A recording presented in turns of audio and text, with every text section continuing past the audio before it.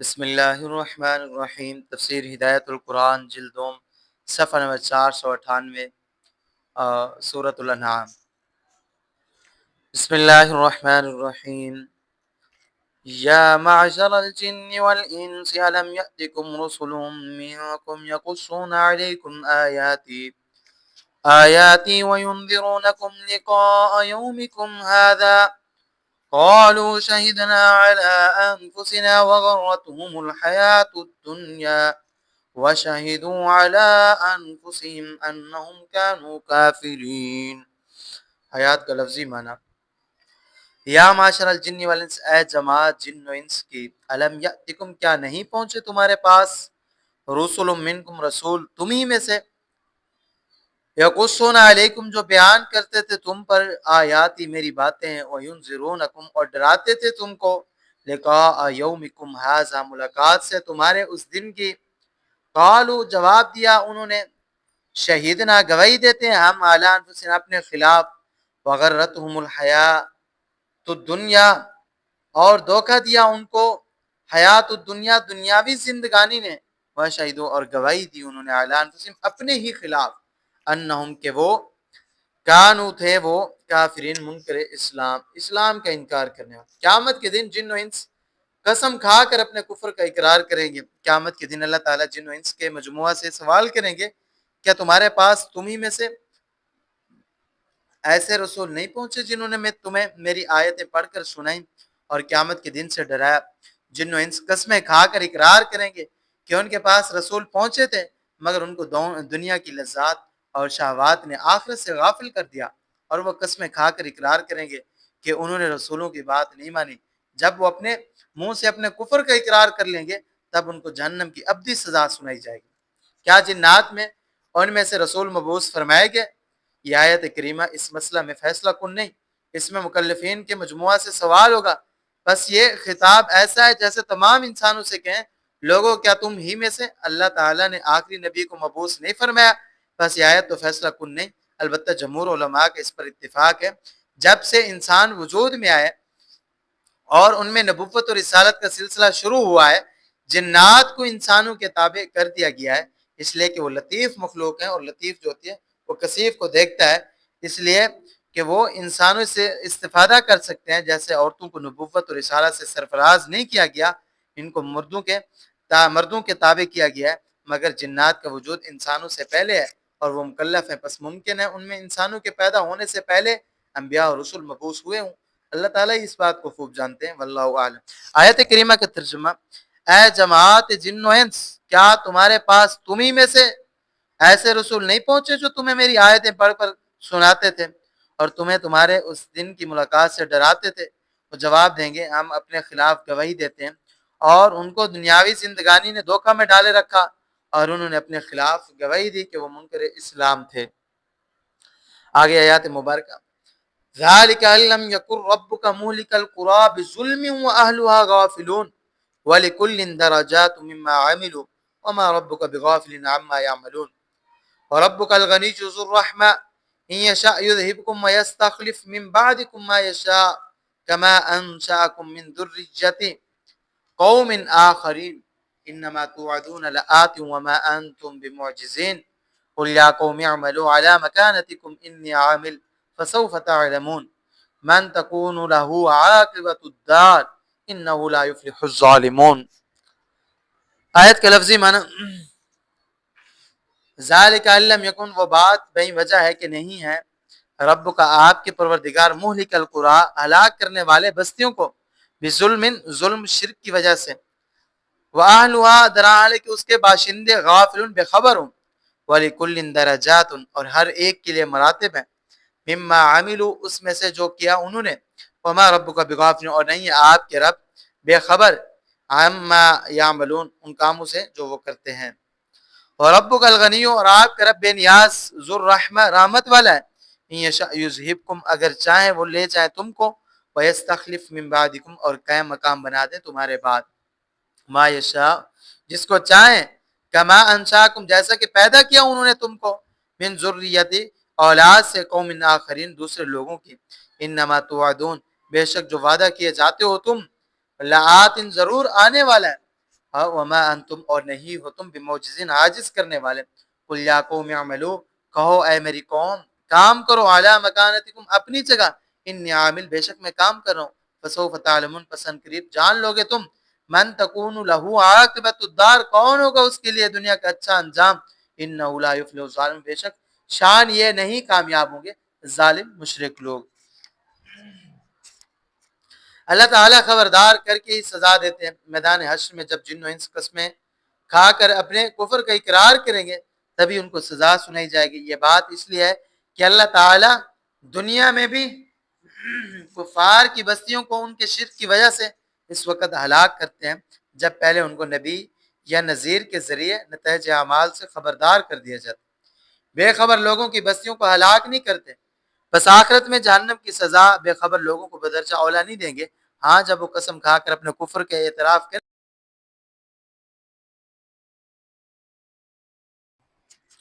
یعنی شرک و کفر کا اقرار کرانا نہیں وجہ ہے کہ آپ صلی اللہ علیہ وسلم کے پروردگار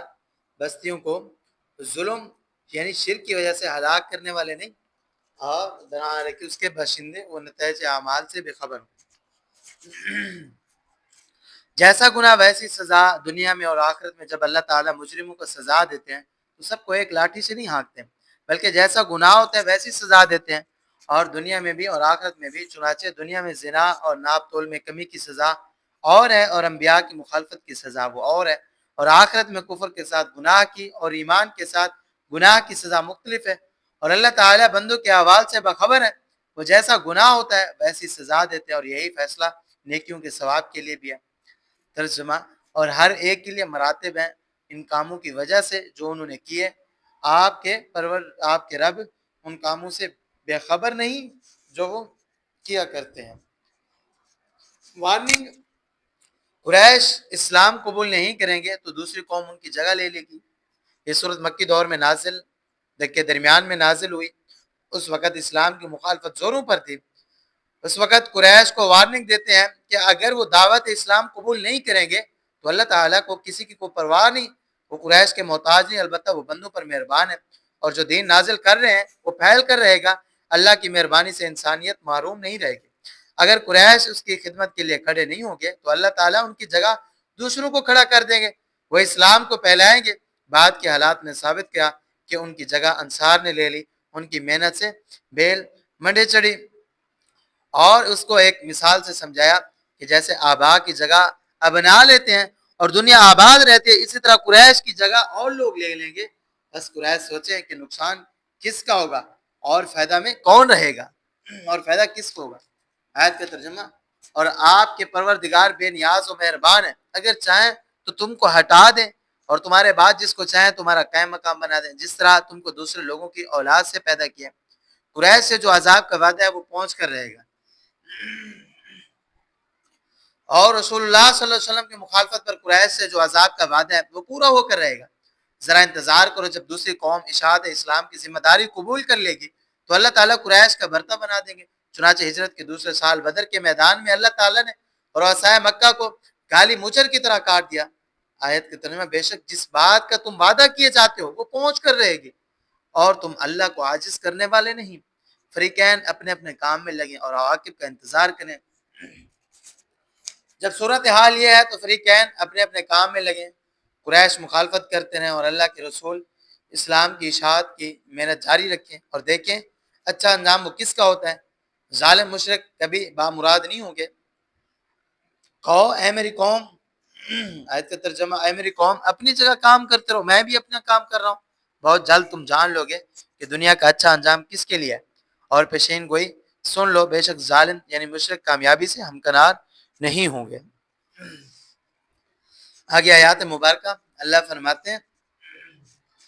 وَجَعَلُوا لِلَّهِ مِمَّا ذَرَأَ مِنَ الْحَرْثِ وَالْأَنْعَامِ نَصِيبًا فَقَالُوا هَذَا لِلَّهِ بِزَعْمِهِمْ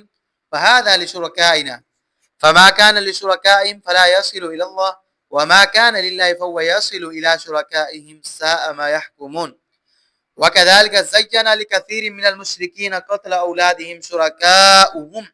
لِيُرْدُوهُمْ وَلِيَلْبِسُوا عَلَيْهِمْ دِينَهُمْ وَلَوْ شَاءَ اللَّهُ مَا فَعَلُوهُ فَذَرْهُمْ وَمَا يَفْتَرُونَ وَقَالُوا هَٰذِهِ أَنْعَامٌ وَحَرْثٌ حجر لا يطعمها إلا من نشاء بزعمهم وأنعام حرمت ظهورها وأنعام لا يذكرون اسم الله عليها افتراء عليه سيجزيهم بما كانوا يفترون وقالوا ما في بطون هذه الأنعام خالصة لذكورنا ومحرم على أزواجنا وإن يكن ميتة فهم فيه شركاء سيجزيهم وصفهم إنه حكيم عليم قد خسر الذين قتلوا أولادهم سفها بغير علم وحرموا ما رزقهم الله افتراء على الله قد ضلوا وما كانوا مهتدين.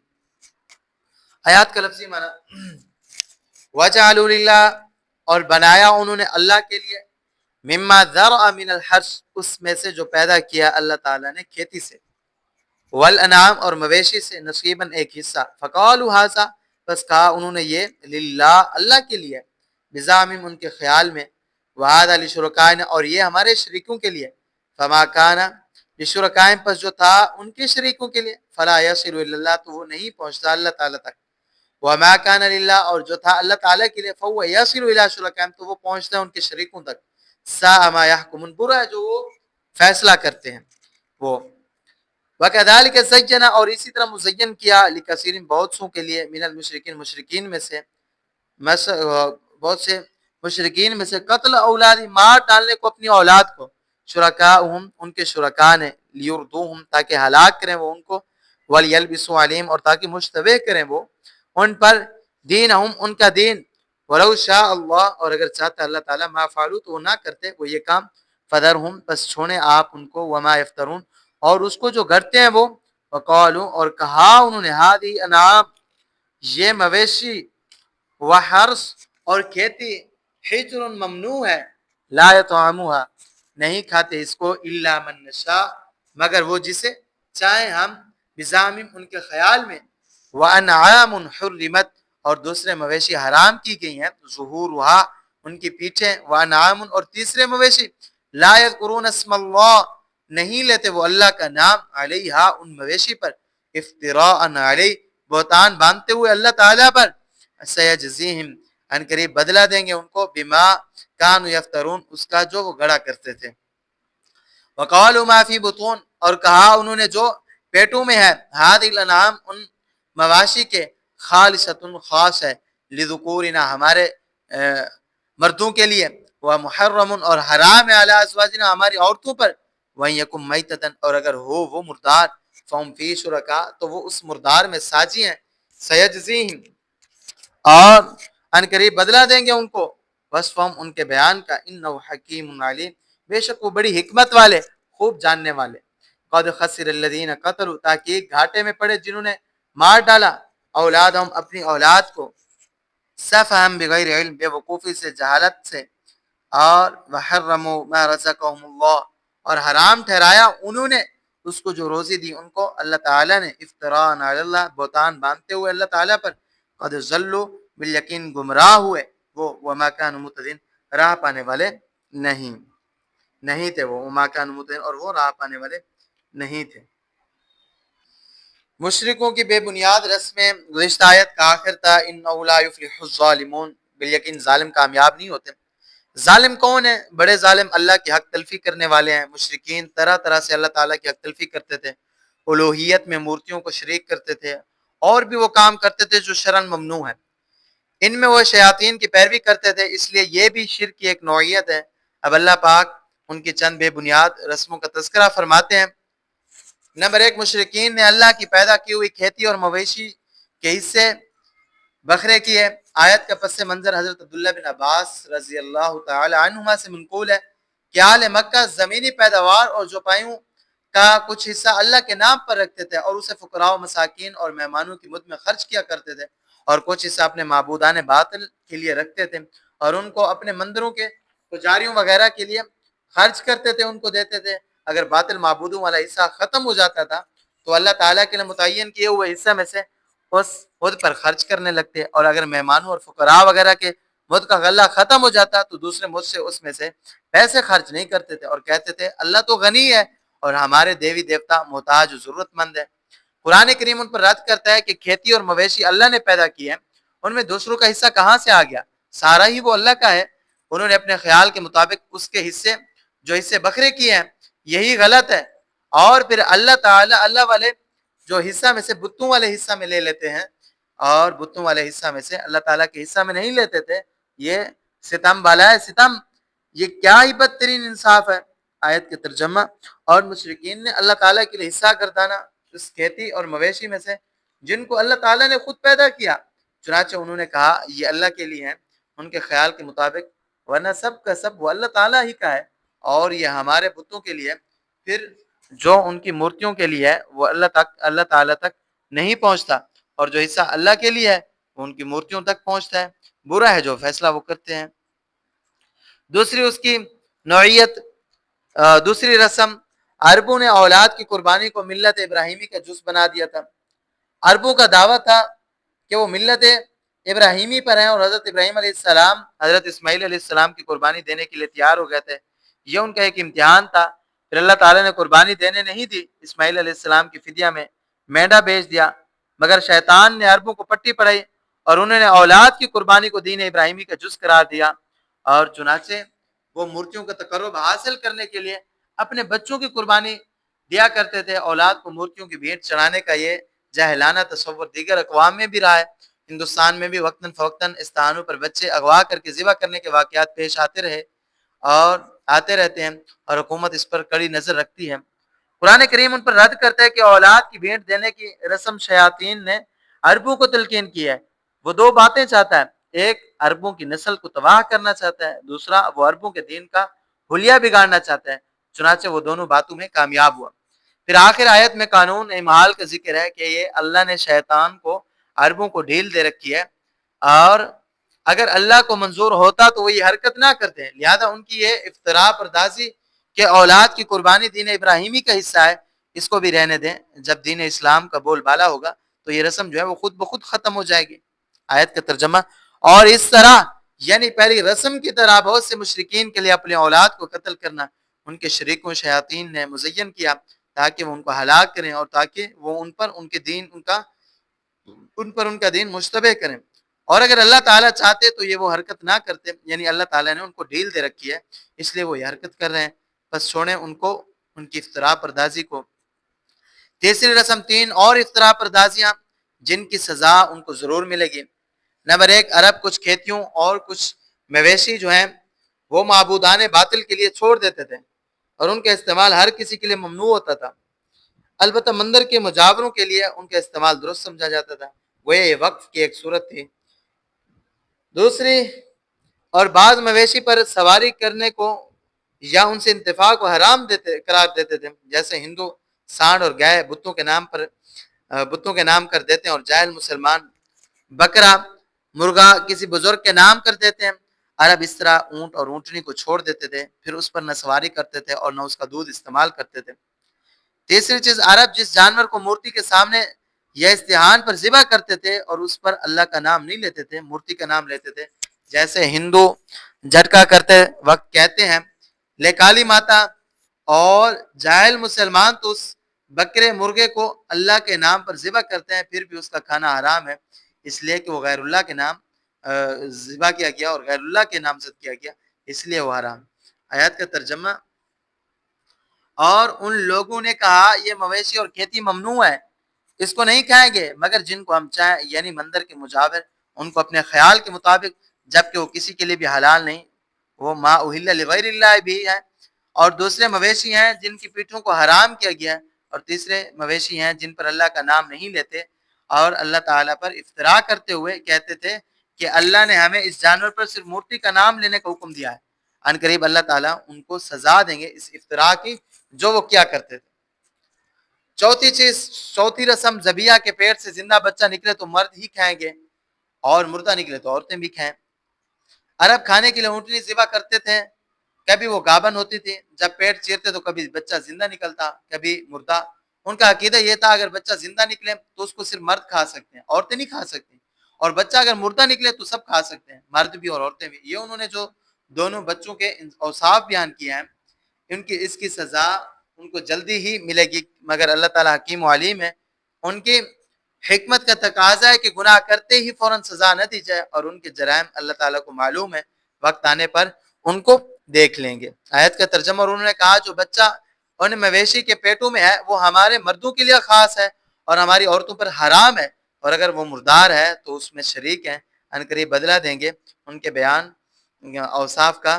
اس بے شک اللہ تعالیٰ جو ہے وہ حکیم و علیم ہے۔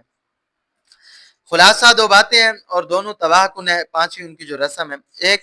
بے وقوفی اور جہالت سے اولاد کو مار ڈالنا، خواہ بھیڑ چڑھائے، عار کی وجہ سے لڑکی کو زندہ درگور کرے، تنگ دستی یا اس کے ڈر سے اولاد کو مار ڈالے، یا زنا کے عار سے بچنے کے لیے بچہ کا گلا گھونٹ دے، سب صورتیں تباہ کن ہیں۔ اور جو یہ حرکت کرتے ہیں وہ دارائن میں گھاٹے میں ہے۔ اور دوسری، اللہ تعالیٰ نے جو روزی عنایت فرمائی ہے، خواہ کھیتی ہو یا مویشی، ان کو اللہ تعالیٰ پر بہتان باندھتے ہوئے حرام ٹھہرانا، جبکہ اللہ تعالیٰ نے ان چیزوں کو حرام نہیں کیا، ان کو حرام ٹھہرانا، وہ اللہ تعالیٰ پر بہتان باندھ رہے ہیں، بس یہ حرکت بھی تباہ کن ہے، اور جو لوگ حرکت کرتے ہیں وہ گمراہ ہو جائیں گے، اور صحیح بات یہ ہے کہ وہ پہلے ہی سے راہیاب نہیں ہوئے۔ آیت کا ترجمہ، بالیقین گھاٹے میں رہے جنہوں نے بے وقوفی اور جہالت سے اپنی اولاد کو مار ڈالا اور حرام ٹھہرایا اس کو جو اللہ تعالیٰ نے بطور روزی ان کو دیا ہے، اللہ تعالیٰ پر بہتان باندھتے ہوئے بالتحقیق گمراہ ہو گئے وہ، اور نہیں تھے وہ راہیاب۔ آج کا درس اپنے اختتام کو پہنچا۔ عزیز دوستو، آپ ہمارے اس چینل کو ضرور سبسکرائب کریں اور ویڈیو کو لائک اور صدقہ جاریہ سمجھ کر آگے اس کو ضرور شیئر کریں، اور ہماری ہر نئی آنے والی ویڈیو کے ساتھ جڑے رہیں۔ وآخر دعوانا ان الحمدللہ رب العالمین۔